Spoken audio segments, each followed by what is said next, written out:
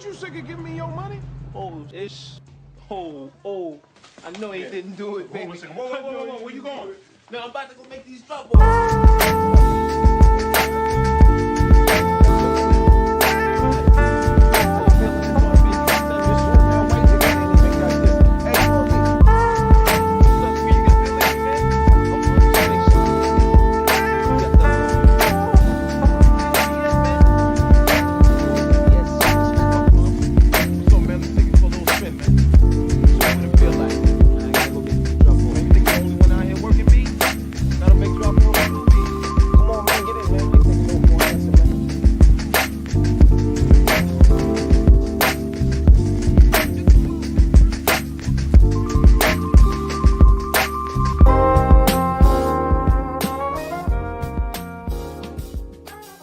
Hey, what's going on, people? This is your boy Bradley DLO Thomas, and welcome to the BLK Currency Podcast. By day, I am a marketing strategist at a biotechnology company, really nerdy stuff. By passion, I make music and I am a MC, so I will pass the mic. Hey, what's up? It's your girl, Opal Elisa. I am a director of multicultural business strategy by day for a large financial firm. And by passion, I am an MC, a poet, spoken word artist, author, all around creative. I'll pass the mic. That's what's up. I'm Corey Whitmore.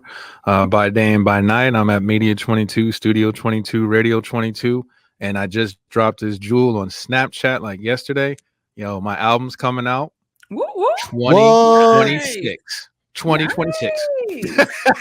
I didn't see that. That's what's up. Okay, that's what's up, Corey. Okay, that's cool. You know, I'll man. be dragging my feet when it comes to my own stuff. So I at least had to put 2026 on it. I know we in 2022. That's love. Yeah. So for this episode, for all the listeners out there, we are actually going to focus in on Corey for this episode. There's a lot of stuff about him that I'm very interested to ask. You know, I know he's very, very committed to the community as an entrepreneur, do music and media. He is the founder and owner of Media 22, which is the platform that you are currently tuned into related to that, right? He offers so many different services, and if I start naming them all, we'll be here for another 10 minutes or so, because it's just slash this, that. But without further ado, we are going to focus in on you, Corey. How you feeling today? Man, I'm feeling good. I'm feeling great. It's another busy day, podcasting, and recording over at the studio. So, Right. glad to be able to take a little time off and just, talk through some things and have a discussion before it gets busy around here. For sure, man. Yeah, I've been noticing that I've been noticing you've really been focusing in on the podcast lately. So how many podcasts are you does Media 22 kind of hold right now, Radio 22? So we have some that we do sponsorships for. So something that's more in-house, where we provide the space and do all the editing and things of that sort. And then we also have businesses and customers that we have that come to use our space and either rent our space or use our services for podcasts. So I would say right now we're working on somewhere between 10 to 12. Nice. Wow. Real nice. That's dope. That's super dope. So you know how we normally get into it. I'm very interested in how the original spark got you moving towards media and music. Like was there, like, what's the journey? Like, kind of walk us through like how you got to where you are today. Well, I'll try and give somewhat of a shorter version, because it has a lot of zigzags in it. Of course. It's the way of the entrepreneur. It's always the way. So for me, our family was real transient. So my mom and pops. My pops is from the Memphis area, Mason, Tennessee. My mom's from the Birmingham area. So that gives you a little context, especially, in the days of the civil rights movement and things of that, of their influence.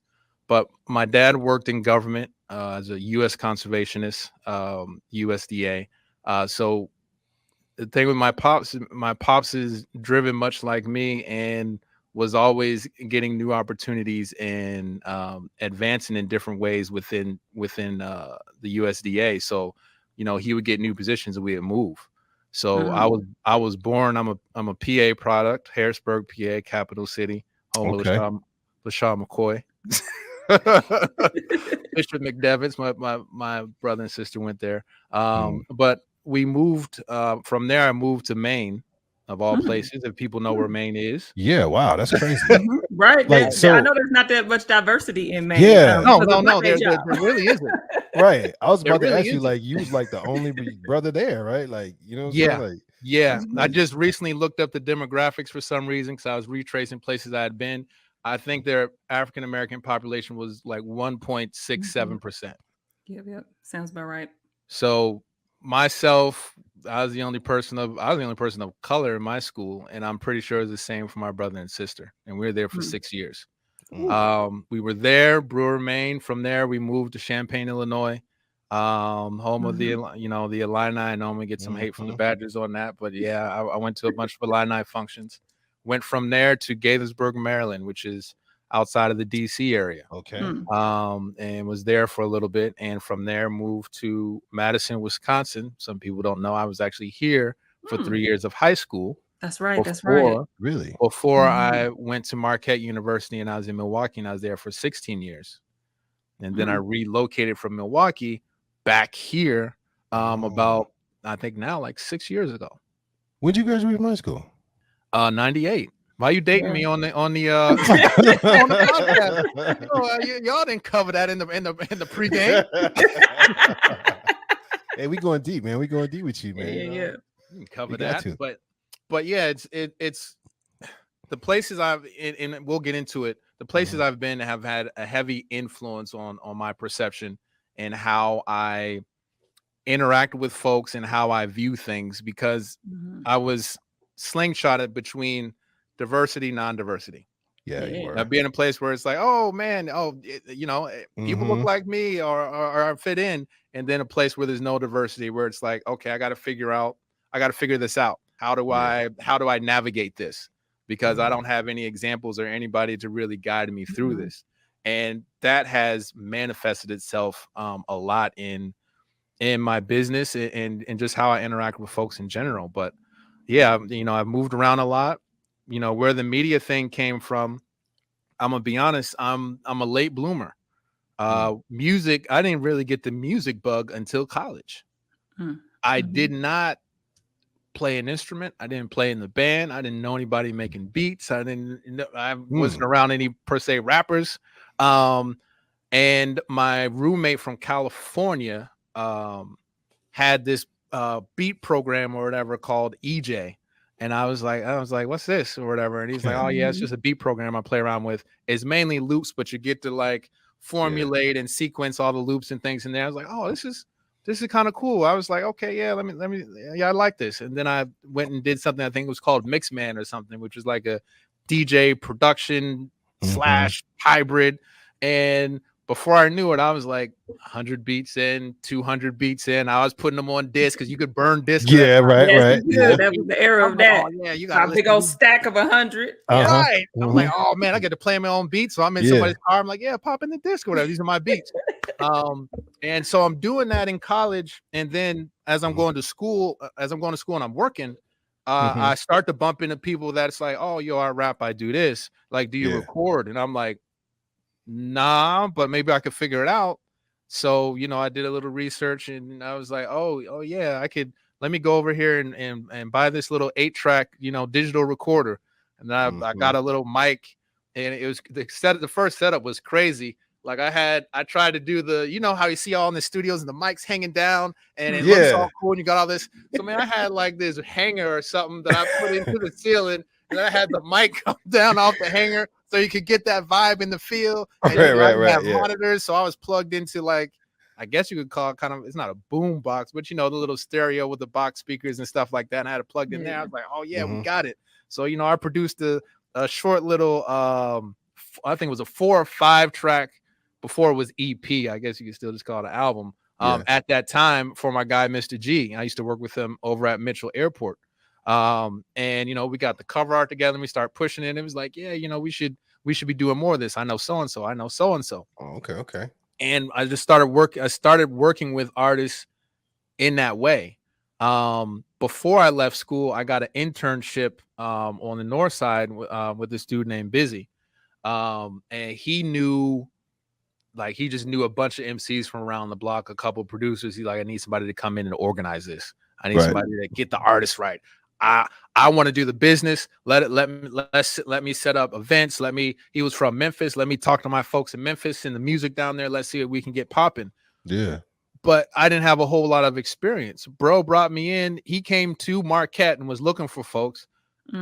Ain't nobody was like, I don't know about dude. Right. Right. Me, I'm like, it's an opportunity. If it works, it works. If it don't, it don't. So I went out there. It was like bro was off 76 and Green Tree for my Milwaukee people know where that is. So we had a studio out there. He brought in all these cats, Versatile and Drama and all these cats. He's like, yo, make it happen. Here's the equipment. So I went down there. It's like a Roland 2480, like a digital board. He had like a 414 and Triton keyboard and all this stuff. I'm like, ooh, I'm like, this is it.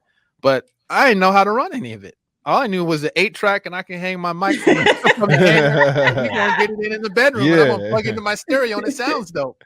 Right. So the first time I got too. there, right, I slept there and just put my head into the book. I said, bro, can I stay here overnight? He's like, yeah, that's cool. Because he's like, yeah, I'm bringing an artist probably on Thursday or Friday. I'm like, well, it's Tuesday. I never even run this equipment. But that's what it was. It was sink or swim. So I just went in there and just tried to learn it the best I could and work with folks. And what was starting to happen is that I was improving my skills. I took this chance to improve my skills, even though there's a fear there that I don't know how to do this. I don't know, bro. I'm not sure what's going on. Right. And then I'm starting to learn how to work with people. People are coming in and say, hey, I want to do this, I want to do that. How do we make that happen? Oh, I want my stuff to sound like this. And it's starting that thing in me to start to learn to troubleshoot and problem solve and kind of do that on the spot. And not because you don't always have time to say, yo, let me go ahead and prepare for this and make sure I'm ready. Sometimes you do, sometimes you don't. But you got to be able to sink or swim regardless. And that's what kind of got me more into it as far as media music. When I graduated, I started my record label. So in 2005, I started a record label called Deuce Deuce Entertainment. Started out my apartment on 22nd and 22nd and Kilbourne, in Milwaukee. So that's close to Marquette, slightly off of a few blocks away from Marquette on the north side or whatever. When I left that internship, I learned a lot of things. I learned a bunch of things that I found that works as far as dealing with people in the music. And I found some things structurally that didn't work, that put people off. So regardless, if I wouldn't have taken that chance for that experience, there's a lot of things that I wouldn't have had as far as a basis to start my own thing. Right. Now to start my own thing, I look back on it, that seems crazy. I mean, to say I'm going to graduate from college and start my own record label. I don't think I quite understood what all that really meant. As far as it's one thing. It is a lot of work. It's one thing to make music, but to be honest, as it grew, that became the smaller and smaller part of the label. It was understanding people, handling personalities. It was learning how to do website SEO. It was marketing and promotion. It was talking to venue owners, talking to other managers. It was rehearsal. It was setting up video to make sure we see what we're doing, and then we can review the video, and then we can set something up different for rehearsal. It was all these other things that, at least for me, when I first started, I didn't take into consideration. And that's why I look back and say, man, that was crazy. That was incredibly ambitious. At the same time, with my time in moving around in the different school systems, I felt like I had a chip on my shoulder, if I'm gonna be honest. I'm not Right. gonna say I felt like I had a chip on my Mhm. shoulder. Let's keep it 100. What do you think that came from? Was that just because you had to constantly be in a new environment and kind of prove who you are, prove yourself, like make new friends? Like it's almost like over and over again. that whole you, like when you were moving around, that all those skills came into you building your business. You know, they Right. always say like, well, it's 90% business, 10% music in the Right. music business. So you just kind of just jumped in. I just jumped in the pool. Yeah. Didn't know the water was hot or cold. I just jumped in. But yeah, a lot of that comes from moving around. I felt that many times my skills and the things that I brought to the table were overlooked. And for a person that academically, I would say in the latter part of my school year wasn't doing well. You know, when I first was starting out, and a lot of that has to do with school systems and where they're at. Yeah, man, I was an A student. I was easy. I'm like, man, I'm just cruising. We transitioned to another school system that's more advanced than the one I'm at. I'm behind. Yeah. So me thinking that, oh, I'm this type of student, but I'm this type of student in this school system. I moved to another school system. Yeah. Now I'm a B student. I moved to another school system. Now I'm a C student. So that plays on your psyche a little bit, and it plays on your confidence. And it feels, and sometimes you feel that you have things to give, and you feel like you're being overlooked many times. And I think academics was one thing, but you know, every time you move somewhere, you're rebuilding, like you said, you're rebuilding your identity, and you're always having to go and show and prove something. So it's like you don't have any built up capital. You're starting from ground zero.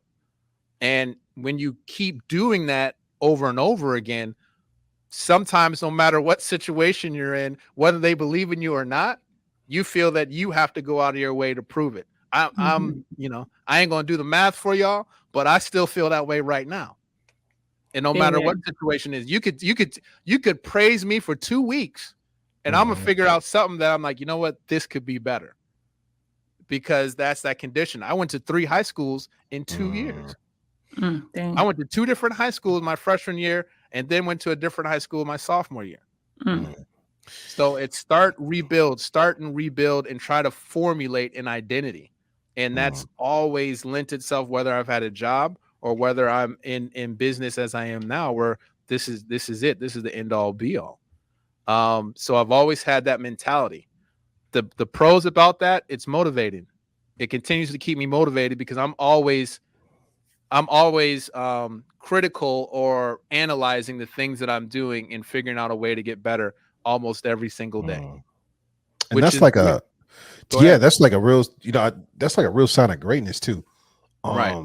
There's a book called Relentless that's by Tim Grover. So he was the trainer for and I know you're gonna have other books you're gonna recommend later. Michael Jordan, Kobe Bryant, and Kobe for a little bit, Charles Barkley, quite a few, Dwayne Wade as well. And that was one of the things that he talked about in this book, was like just being never just being satisfied with being good, or you know, being great. Like being unstoppable is just, even if you had like a perfect game in everyone else's opinion, to you, you're like, okay, I had 2 turnovers.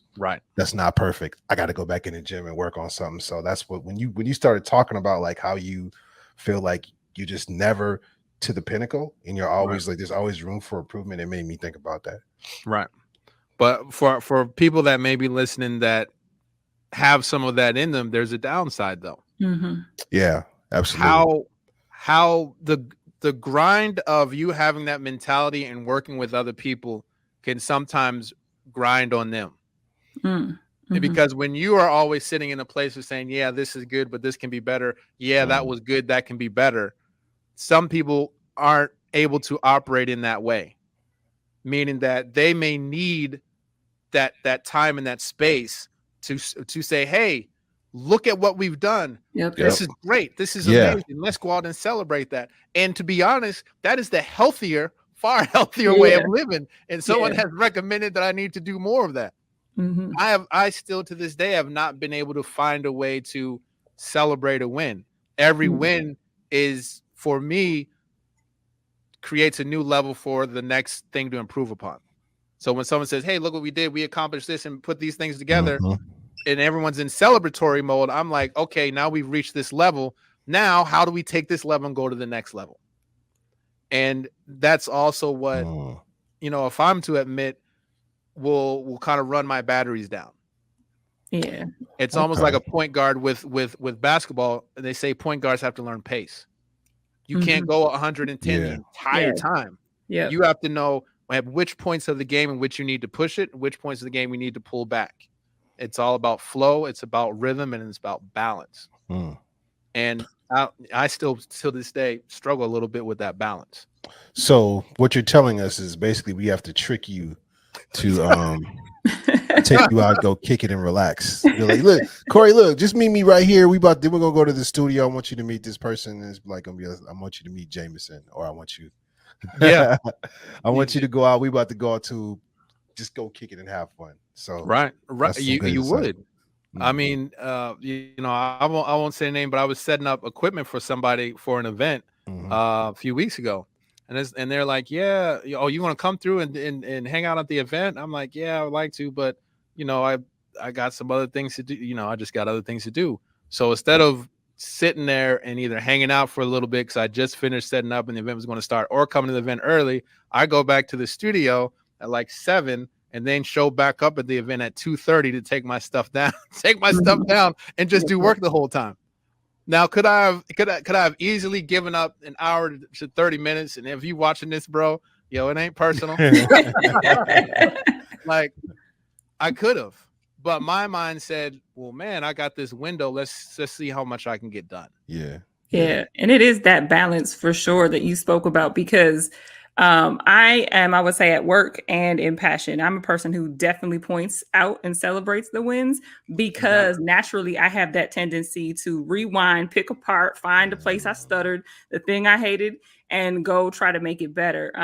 But I have found, just as you said, that healthy piece, like I have to have that balance. And I would say that it doesn't look like everyone else's balance. So when I'm celebrating win, it don't look like popping champagne. It don't look like kicking it. Cause to me, that's work. Like if you see me at an event kicking it, somebody's paying me to do that. At this point, me to be here. Pay me to be there. Cause that ain't how I do it. Right. And I've shared before that, like, every time I'm paid for something creative, I will take my daughter out, or my family, my mom and folks out to eat, because that's the way, right? Or we'll go do an event, we'll go somewhere, or we'll take a vacation, or we'll do something. So it's there and it's celebrated. So yeah, just finding the way that it looks. But back to, you know, DLO's point on greatness, like I spent some time with Nipsey Hussle, and he did exactly what you just did. He opened up for the game, he got back on his tour bus, and he was working. Like he was straight up working. And we seen, he had to build, right? Because he didn't have that, clear elevator rise, right? It took him, and he was grinding. He's famous for recording himself on his first demos and first albums, right? So it's a balance, right? You can't listen to everybody else, because most people that tell you to kick back, they ain't doing nothing. They ain't hitting the goals. They ain't hitting the goals that you want. But yeah, you gotta be healthy for yourself. So I'm thinking, like, when you're telling me this and you're telling me that, your father worked for the USDA, which is a really good government job. How did it go down when you graduated from the prestigious Marquette University and said, I'm starting a record label? How did that conversation hit? What that look like? Well, my pops was an entrepreneur. Nice. So in itself, he had his main job, but he worked, he did some things in real estate. He had bought some apartments, some houses in Harrisburg. And because I remember younger going down there and fixing up those houses, where we would go down there and spend, 4 or 5 days, and we would be cleaning up, sweeping out, replacing toilets, doing all this work to get them up and to be ready to rent. As many parents, he dabbled in Amway. Everybody has somebody pull up with the clipboard. Everybody, with the circles and if you do this and bring these people in. I mean, I did with network marketing myself. So it's like back in the day, though. Yeah, I feel you though. Amway was a thing back then. So I was able to see those things, and those things I think subconsciously manifested itself. Hmm. When I was, I think I told you guys when I was 8, my Halloween costume was a businessman. So Yeah. I would show up to the house That's and what's then I up. pop open my briefcase and say trick or treat, and I close my briefcase and I head to the next point. So you knew that something was man. working, even though I didn't know it was working. Yeah. Because other than that, like, and I was trying to play ball and chase girls. I mean, if I'm gonna be honest, like junior high and high school is what it is. I wasn't It thinking. is what it is. Yeah. I wasn't Yeah. thinking business. Yeah, I yeah. wasn't thinking entrepreneurship. I wasn't. That's just not what I was on. But for me to do that at 8 shows me that something was Yeah, that's unique. percolating a It little was bit. in you. Yeah. When I went to Marquette, for me, Marquette was difficult. It was just difficult on a multiple levels. And the first, I'll be honest, like the first 3 years or the first 3 semesters, I was on academic probation. I was almost out by the end of my sophomore year. I think the next semester I took off, and then I came back my junior year. Like I was almost done within the first 2 years. I didn't know what I wanted to do. I wasn't focused. I didn't see myself in that place. Mm. And I think I was starting to build up a little resentment, and I think I was starting to build up, like, can I do it? I was doubting myself, if I'm gonna be honest. Yep. I ended up finding, and everybody says sometimes they find one. I found one professor when I came back that I think gave me confidence and allowed me to believe that there's things that I could still do. And when I moved more towards media at the latter part of my career time at Marquette, I was like an A/B student by just pivoting and actually finding somebody that felt that there was something there to be tapped. There was potential there. Where prior to that, it was like, it almost felt like why is you here? Like you don't even belong here. Like, it felt that way. Yeah. So as I finished school, and me and my pops, we don't talk, we don't talk a whole lot. He's more of the silent type. But I was like, yeah, I need to do this. I need to, Yeah. with everything going on, I just need to start this. And honestly, he didn't put up no roadblocks. He's like, if you're going to do this and this, you're going to take it serious, this is what it is, then you need to go and fulfill this. But I think he knew that I probably needed to prove something. I felt like I needed to prove something to myself, but at the same time, I was trying to prove to others and myself, if I'm going to say that accurately. And he probably knew that that's something I needed to do. So he's like, I ain't going to get in the way. That's love. Right. Yeah, that's real love. That's dope, man. Super, super cool, man. So, you got these different branches in Media 22. Right. I'm curious about like how that happened, and I'm also curious about because I know you are a family man as well. You have a beautiful family. How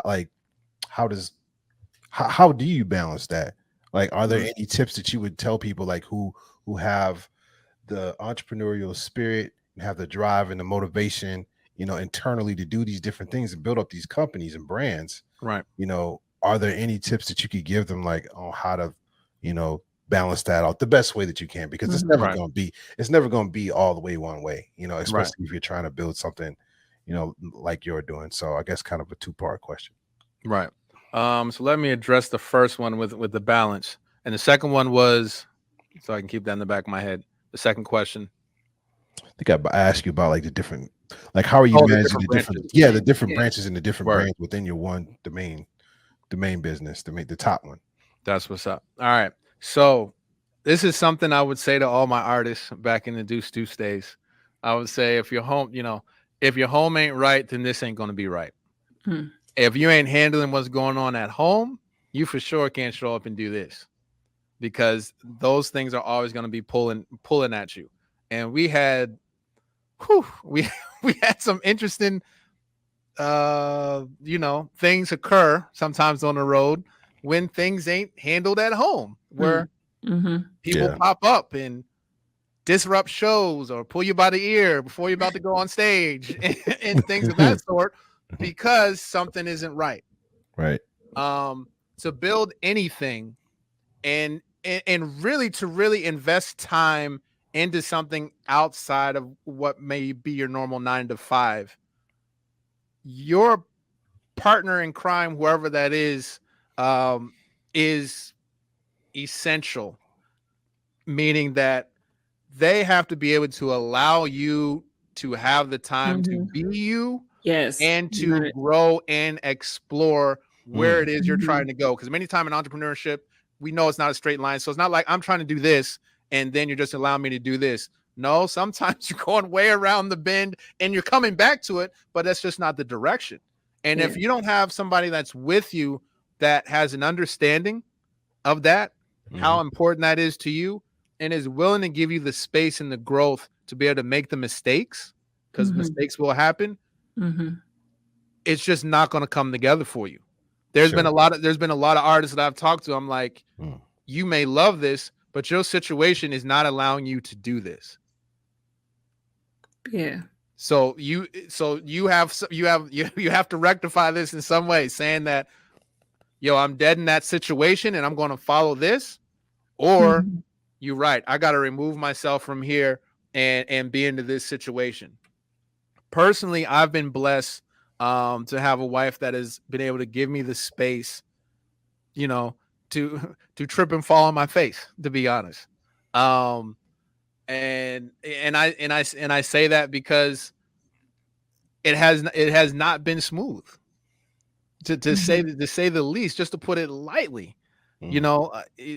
We always talk about this in some of our podcasts. We see what it looks like online, but behind the scenes, it's this scraped up face. I got blood coming from the knees. It's all these other things that you're just not seeing. Because that's not what people want to necessarily present. But you have to have somebody that is willing to give you the space. You bring in 2 boys. I have 2 boys. Makes it even more complex, because now you're looking at trying to divide time in essence. Yeah. If you have a partner that's working and then you're working and you're doing an entrepreneur, you're doing your own business and you have kids now. Yeah. Those schedules are bonkers. Those schedules are crazy. And kids ain't trying to hear that. Kids not at all. Ain't trying to hear. They like, look, I don't care what you got going on. I don't care. They ain't trying to hear that. And the second thing is that, well, what is that unintended impact? Right. Now, I'll take my own experience with my relationship with my dad. My dad was always on the road. He was always, if he's flying to here, flying to here, flying to there, flying to there. So there's moments that I'm like, yo, this is my come up. I'm like, where you at? And those are those negative impacts of, and as I get older, I'm like, the stuff you was doing, like you was in the lion's den. And to keep your head on a swivel in the spaces that you were, and a lot of those spaces where you're the only that is like you, especially at that time, 80s. I saw an article where bro had the afro too. I'm like, oh, you was really he was black in the 80s. No, you didn't show up in the paper in Maine and you got the afro. I'm like, that's a target. But there's those like I said, those impacts. So you also have to take into account your family and what you want to leave them, I guess, and I guess for lack of a better term, and the impact that you want to make. Like, I think about that. The hardest thing I think about is not getting caught up in being as busy as my pops was, and missing the moments that I wish he was there for. I don't want that to happen to my 2 boys. So figuring out that balance and cutting out the time, the strategy, the best strategy to do that, that we've been using is really a phone. Me and my wife will sit down and just map out the month and put it in the calendar. Simple things as, Who's taking them to the doctor, or the dog has to go to the vet, or I'm out of town for this conference. It's not going to work as, oh, by the way. Right. It's just not fair to really either party to have that continue to pop up, and it erodes the relationship. So as far out as you can to get ahead of some of these things would make things easier. Now, is that a perfect blueprint? No, but it's a blueprint that has worked, I think, to work for us. And, I think it allows us to now look ahead and say, okay, yeah, I'm pushing 60, 70 hours this week. How do I now balance that out into the next week and say, hey, well, maybe I'm not going in Monday, or maybe I'm going in Tuesday late because I want to spend time with the family, or I want to make sure I'm at the track meet, for my oldest and things of that sort. So if you can work with your partner and however you can to really put those things down and commit to those things in a calendar-like format, it just gives you a little bit more perspective of where your time is being spent and where it's not being spent. And then you can pivot. Is the only thing I could tell you, but it's hard. I've seen some people that are just so incredibly talented can't get through to the finish line because of just at home situations and the lack of balance in those situations that has just pulled them away, where they've made what could be, your next artist into somebody that pops up every other 6 months, every other year and a half, depending on what's going on. It ain't I tell people all the time, it ain't the talent. All right. It's really all the ancillary stuff that is happening.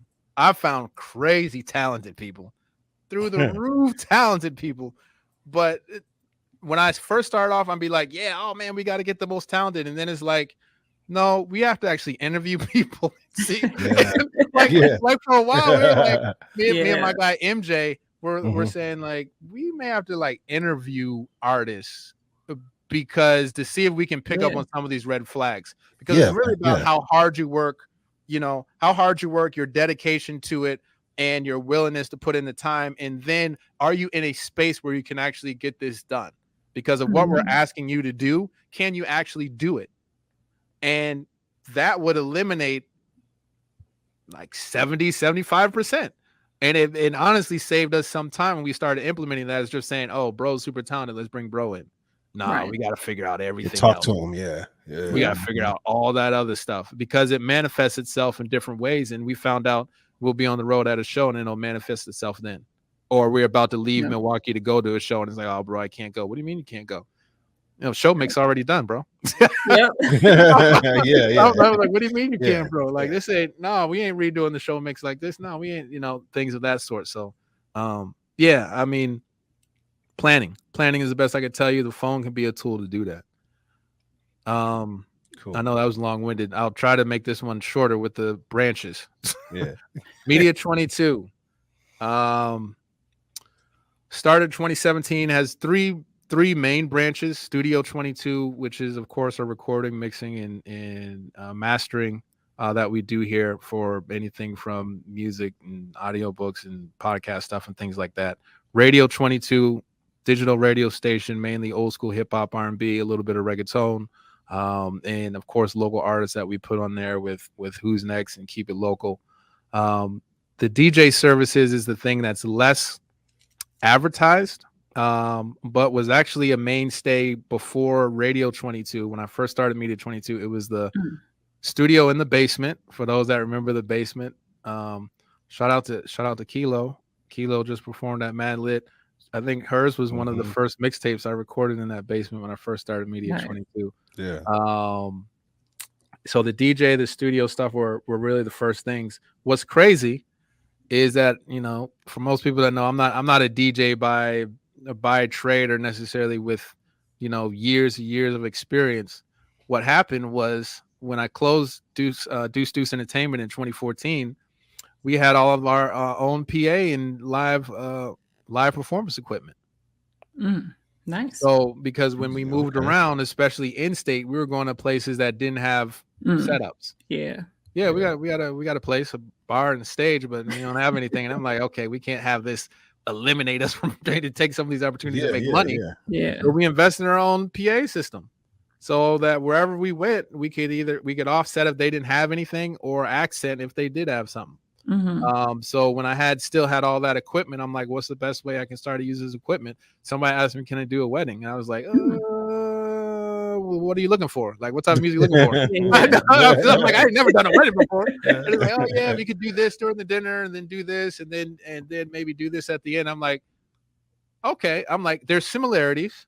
I'm like, much like with us putting on our shows, I have to figure out the vibe, be able to read a crowd, give them what they want, and things of that sort, and keep it moving. But I need to learn how to transition songs and tempo match now, and keys, and figure out like, oh, these keys give this type of energy and all these other things. So there's a little bit of a curve, but I'm like, as much as with all other things, as you'll see, I threw myself into it, and I never mind. What's weird, as much as I struggled in school, I never mind learning.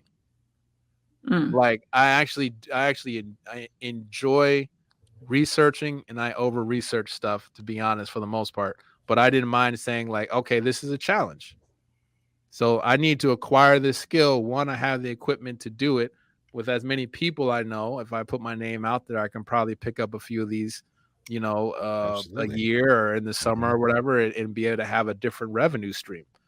So over the years, I've tried to develop all those skills, and that's where the DJ aspect came from.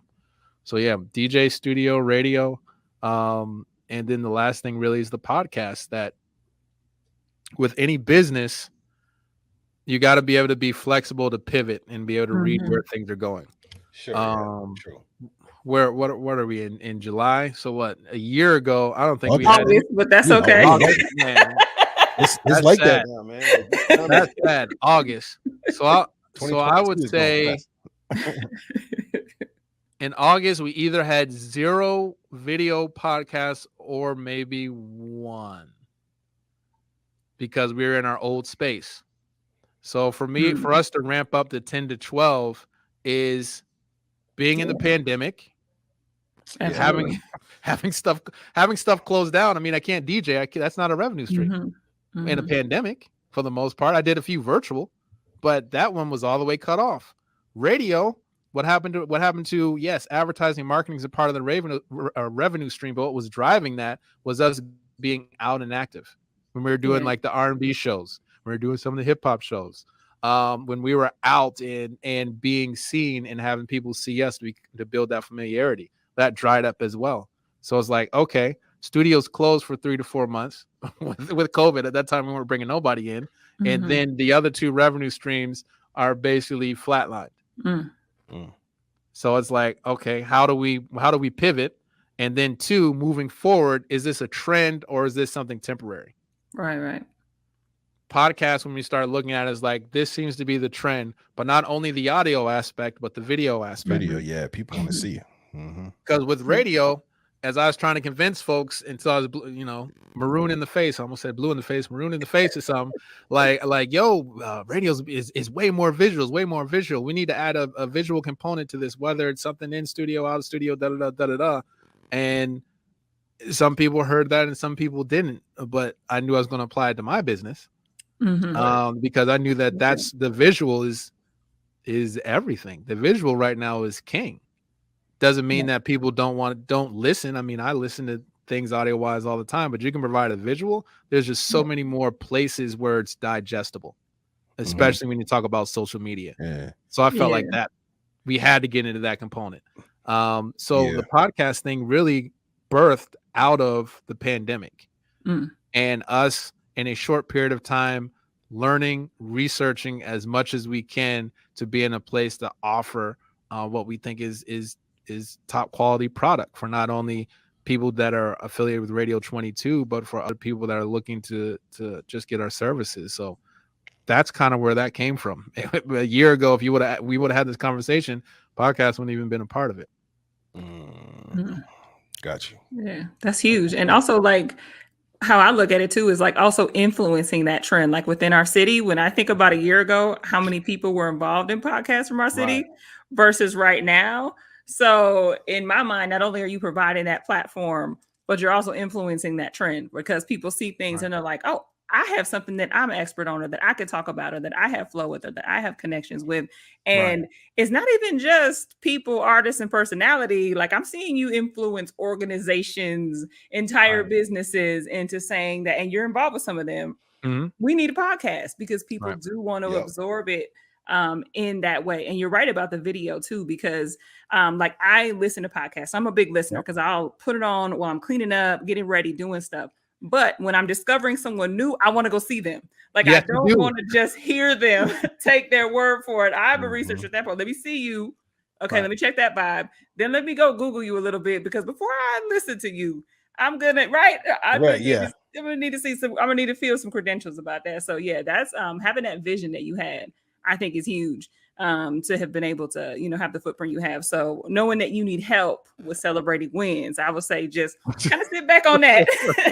I look at the way you've changed the game a bit in our area. And of course, nationwide this stuff goes, but really think about that. You've definitely influenced a lot of people for sure with the podcast game. Appreciate that. Thank you. For real.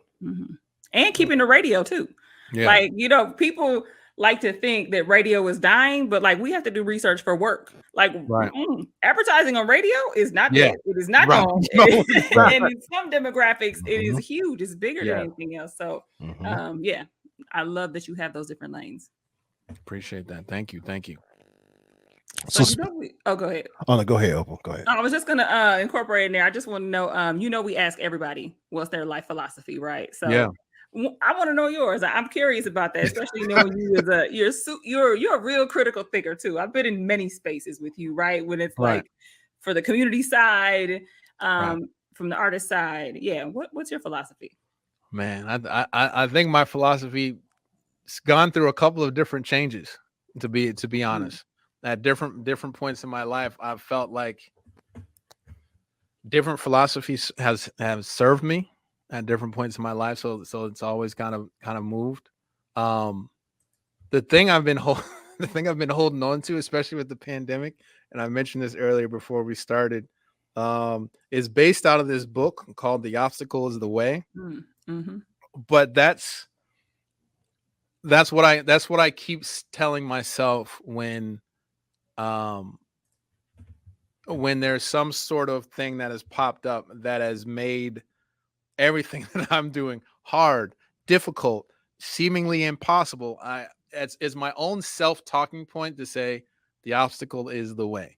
And when I say that, is to remind myself that the path forward is actually through it. And where I will be on the other side of that obstacle will put me in a far better place, knowledge-wise, business-wise, emotionally. To be able to, it's that overcoming something that's big and not running away from it. Now, I will say sometimes my straightforwardness has gotten me into some hot water, because I apply this, and this is a life philosophy. I apply this to almost everything I do. So if I'm in a conversation and it's a touchy conversation, and I see that there's this thing that seems like it's hovering in the way, I am going to go straight towards it. That's a fact. I can attest. Yeah. And I've seen you do that many times. And try to, overcome that. Because I feel that living by that philosophy, that is the way. I feel that is the quickest way, most efficient way to get it done, solved, and handled. Whether that may create a certain response or certain feelings, I still feel that's the most efficient way if we're all trying to get something done. So I apply that to a conversation. I apply that to business. Will Smith always said, and a lot of people don't want to go that way because fear has a lot to do with that. That's a fact. Yeah. And Will Smith will say, he's quoted, I'm probably misquoting it a little bit, but always talks about how on the other side of fear is the greatest joy, is the greatest, feeling of euphoria to actually get over there and overcome that. And many times the obstacle is not something that's true. That's not based in reality. Many times it's built up fear. Yeah. And that built up fear has created what you perceive as an obstacle. Yes. So I've always said, hey, I'm not gonna sidestep it, spin move it, whatever. I'm just gonna go. I'm just gonna go for it and go through it, and whatever's supposed to happen will happen. But regardless, I think I'll be better for it. So that's that. If there's any philosophy, especially of late, that's what I've held on to. Yeah. Cool. Love it. So, since you have 25 things going on at the same time, bro, what does your day look like? Like, oh my God, like what is that like? How early do you get up in the morning? You know what I'm saying? To be honest, not early enough. Or do you sleep, brother? Yeah. Right. Some days more than others. My days, I'm working towards getting my days more in a routine, but as an entrepreneur, I always joke to say, hey man, all I do is put out fires all day. And I'm speaking in hyperbole, but at the same time, what I'm saying is that I'm taking on what comes, and I'm trying to figure out the best way through it, because there's so much things that are unpredictable. There's so much unpredictability in entrepreneurship. But typically I'll get up, make sure the kids are good, whether if it's during school, make sure they're getting off to school or taking them to school. Or if I'm not going to be there, to make sure they have constructive stuff they should be doing for the day and not sitting on video games all day. But then I'll get to the studio here, and normally mornings are consulting and meetings. So I try to set up my Zooms, or if I have to meet somebody, or if I'm consulting on a podcast, I normally try to take my early chunk of the day and get the majority of that stuff done. By the time I get to the afternoon, I'm already immersed in something media, meaning I'm doing some sort of editing, some sort of setting up for podcasts for people coming in. Like today, when we came in before we started, it was like, let's get the rooms prepped, make sure it's ready and things are ready to go.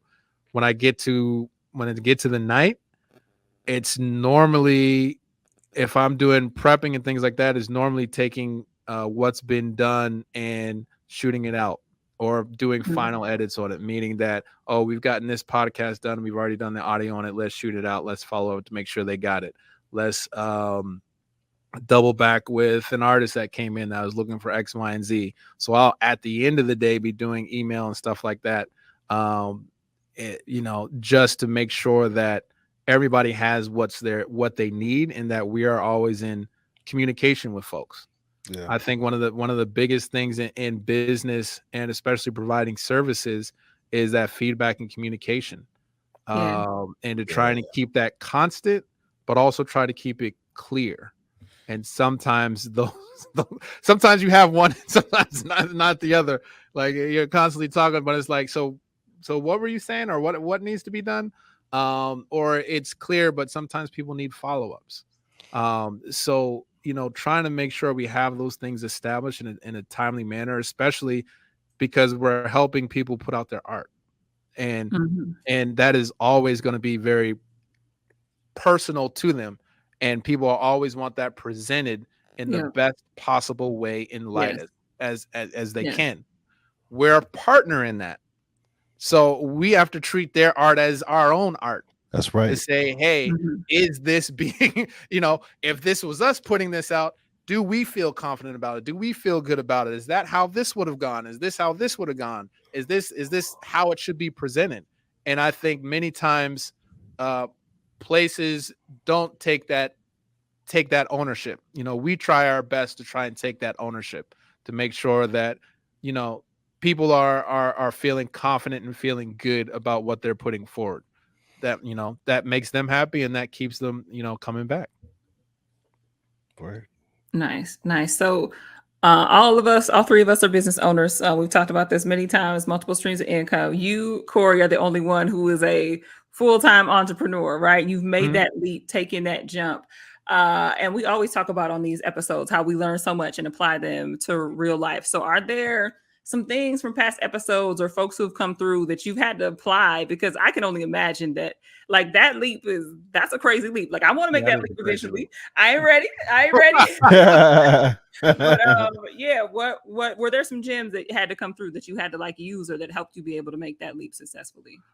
That's a great question.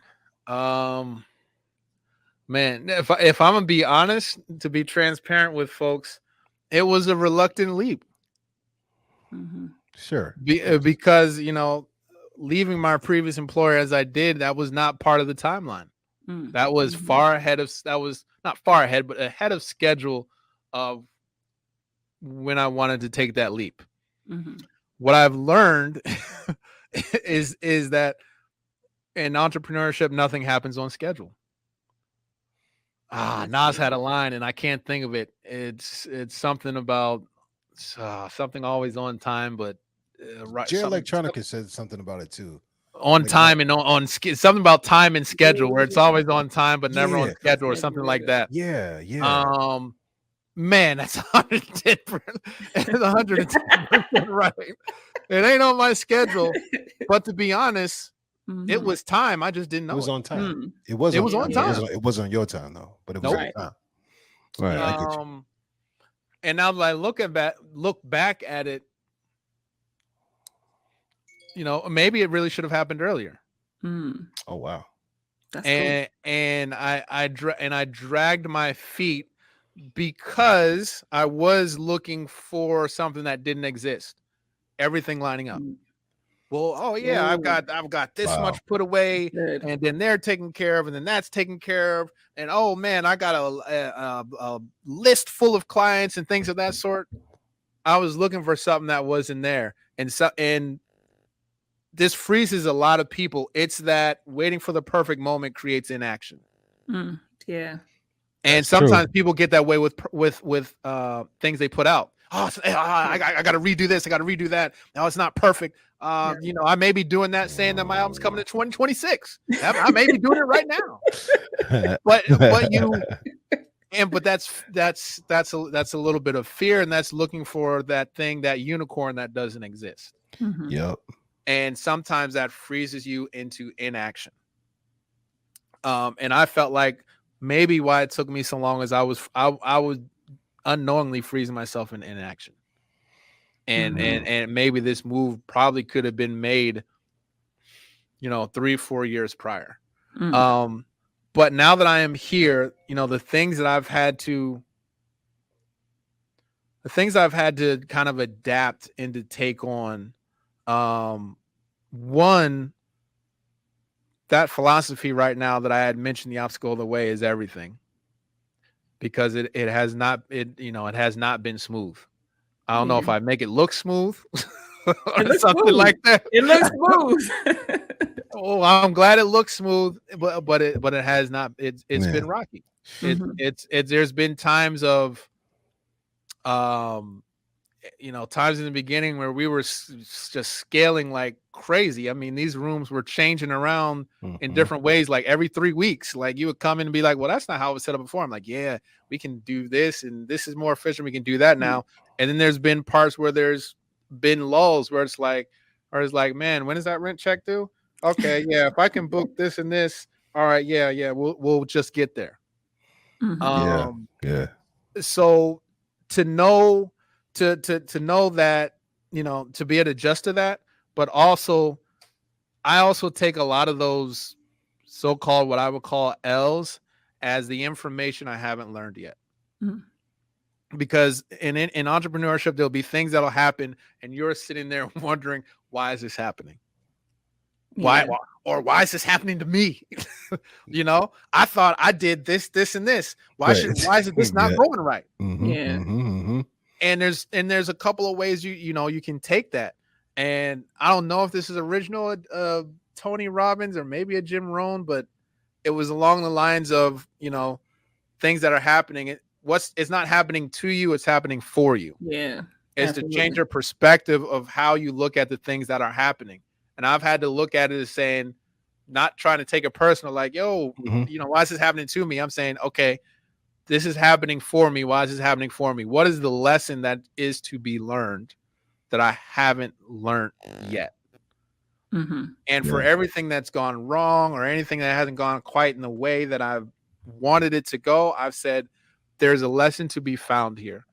I have to be calm. I have to be patient and figure out that skill or that thing that I need to learn so that I can move forward and get through this obstacle.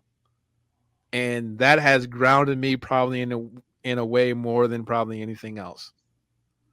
To be able to hold on to that, to say, what am I missing? What have I not learned? Because entrepreneurship, you're learning on the job. I don't have, right. You know, even though my pops was in entrepreneurship, you know, he did it in a different way. He was, you know, it wasn't exactly in the way that I'm doing it. You know, it wasn't something where I said, oh man, I loaded up on all these classes in school to be able to prepare me for accounting and all these other things. I didn't. Yeah. So I had to go and find the information and figure those things out. I'm in a weird hybrid of a business. Media can mean so many things to different people. Right. So the configuration of things that I'm trying to put together, it's not your typical configuration. So that means I have to create the blueprint, that I can't go grab it or copy it. I can take pieces from other people. There are people that's in the radio industry and broadcasting industry that can teach me some things on that. There's some people in the music industry as audio engineers that have their own studios that can teach me stuff about that. There's other people that may be doing podcasts and things like that that can teach me stuff like that. But I'm trying to bring all those things into one. So my configuration and my blueprint is different from theirs, even though there's things I can pick up. Right. So many of these things I'm creating on the fly.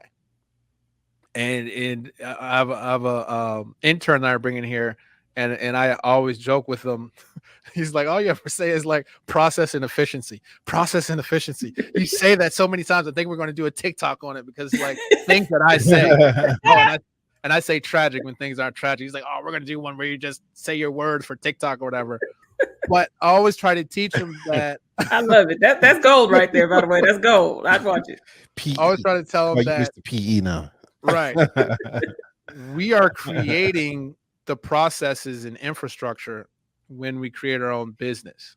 And especially in a business like this, I have to be able to have a process that if somebody came in and said, we want to buy your business, you know, if I want to sell my business to somebody, I have to have my infrastructure and processes all set out to be followed from somebody that may not know anything about it, but says, hey, I want to buy it. It looks profitable. I'm going to hire people and bring in people, or I'm going to integrate people with people that you have.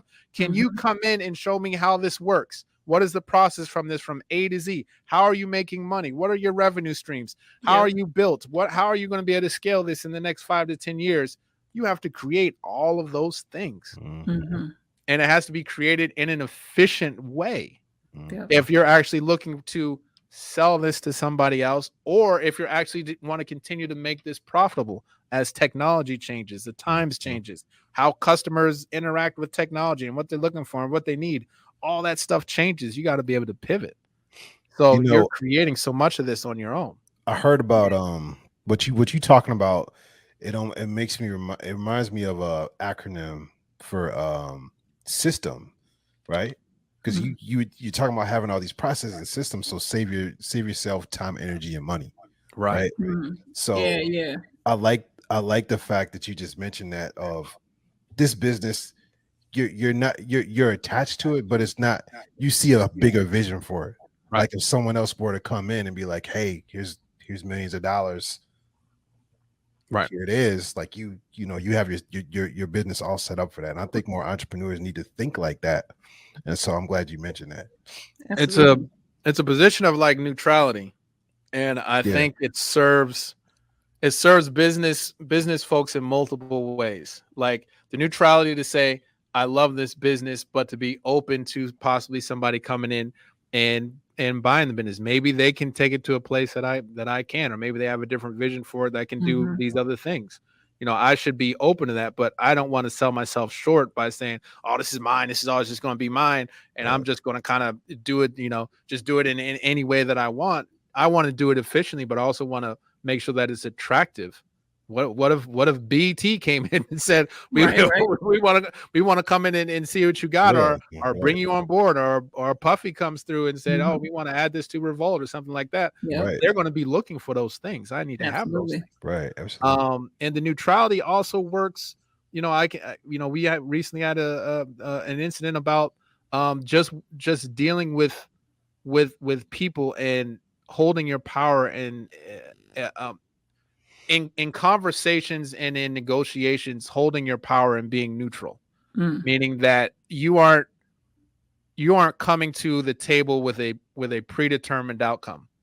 You're neutral enough where you're flexible in which way wherever this conversation or whatever may happen, whether it's something that you like or something that you don't like, but to be able to see those options and know that, okay, if this happens, I can do this. If that happens, I can do that. That neutrality is actually in negotiation. That's where your power is. Yeah. When you're too lean to one side, or emotion has you feeling like, oh man, I got to be this, I got to be this. Sometimes it's hard to see the other solutions. That's true. That's a fact. You can do a whole podcast on that right there. Yeah, you really could. Real talk. So that neutrality is strength in a number of different ways when it comes to business. Business neutrality. Yeah, man. I like that. That's dope. Hella gems. Hella gems. I appreciate it. Hear him dropping on the floor, man. Like you. It's money. This won't be a long time coming though, because man, the listeners, y'all just don't know, man. Corey be dropping gems and schooling us on so much. And I think like Corey, you remind me a little bit of like a Left Eye, like in TLC. Like everybody saw TLC, but like nobody knew that Left Eye was like sewing the clothes, designing the clothes, making the sets, writing so many things. So you're like that where you do so much from graphics and everything else. So I love that you got to give the folks a little bit of glimpse of some of that stuff, because that's dope. And I'm sure that's what it takes. Like, because at some point it's probably just you, right? It's just you doing stuff. Yeah. Yep. Yeah. Yeah, man. Yeah. So I do have a question for you for book recommendations. What you reading, man? Like, you know, how many books are you reading? I'm trying to do 2 to 3 a month is what I'm trying to do. There's more than one. Yeah. There's some, I'm going to try to name some stuff that you guys that haven't been named, because I mean, the books that have been named have been phenomenal, and those are in the library too. But I'm going to try and give folks something else that they may not have, that I've heard that have served me well. The first one, which you guys have heard me talk about, is The Obstacle is the Way by Ryan Holiday. It gives all these examples of how, you know, going straight and attacking that problem creates just an incredible amount of benefits. Like I said, it benefits you in just so many different levels to be able to overcome that and get on the other side. It has sports examples. It has examples with how astronauts train in NASA. It has like all these things, quotes from Marcus Aurelius, all types of stuff. So, man, that's the first one I would start with that I really like. The Obstacle is the Way by Ryan Holiday. The second one I would say is Power of Habit, and I'm probably not pronouncing his last name wrong, but Charles Duhigg. Yeah. Just how you are able to really, I mean, it's a blueprint for transforming yourself through habit and setting up your body and mind and emotions to be doing the same things over and over again, repetitively, and moving in good habits and moving out bad habits. Because everybody has a combination of both in different parts of their life. And it's like, it's almost like, you know, just trying to insert and replace different things. And it's also, for me, I felt it was a way to make myself more efficient with my time. As far as, okay, what habits, and this other book called it habit stacking. What are the things that I can stack in certain parts of my day that will allow me to know that I am accomplishing X, Y, and Z every single day or every time I come to the office or studio. But it also talks about triggers and stuff and the things that are triggering some of the habits that you don't like and how that happens. So that was a book that I really enjoyed. I need to go back and listen to that one again, if I'm gonna be honest. The last one I'll give you that's in here, that one was good. The Outsiders. Mm. Go ahead. Is that by what's his name? Malcolm? No, this one's by William Thorndike. William Thorndike. Okay. Yeah.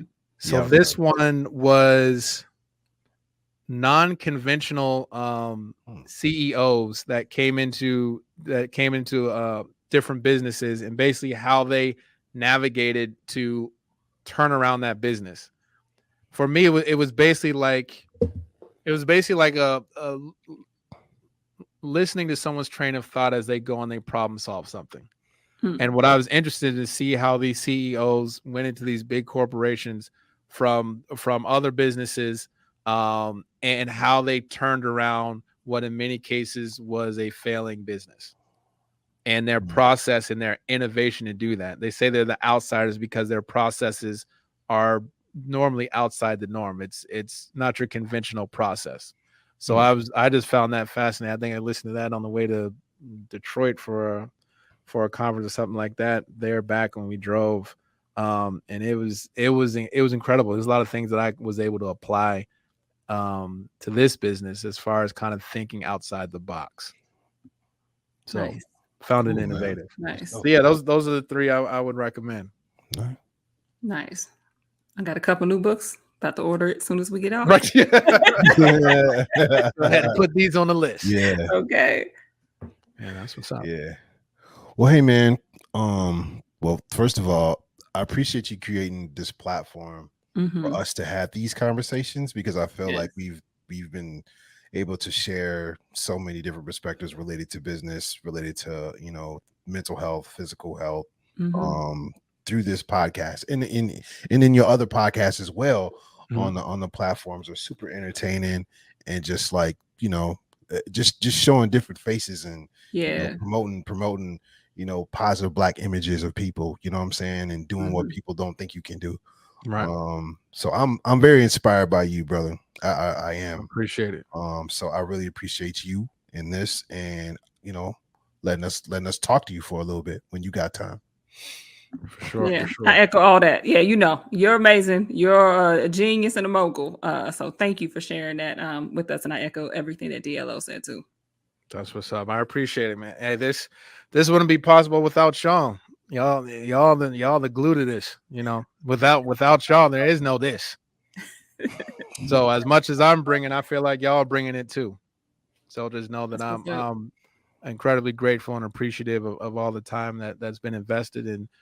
And the things that we're going to continue to do with this platform and with this podcast. So, all right, cool. Awesome. All right. Of course, we got to plug it. We got to plug. Right. So y'all know you got to hit up that link tree, Black Currency Podcast. We're still up on IG, still up on Facebook at Black Currency Podcast. And the video, of course, will be at youtube.com/radio22. We had a little watch party off of the Dexter Patterson we episode last time. Oh, so okay. Definitely check that live on YouTube and Facebook. Those be tight. That's what's up. All right, y'all everybody that's listening know that y'all got some books to download and to check out. And we've been trying to post some of the lists on the social media from some of our past podcasts with some of the books that people have recommended. So make sure that people look out for those as well. Cool. Yeah, that'll be up soon. Word. All right, y'all. Peace, y'all. All right, peace. Ain't you sick of giving me your money? Oh, I know he didn't do it, baby. Whoa, where you going? No, I'm about to go make these drop balls.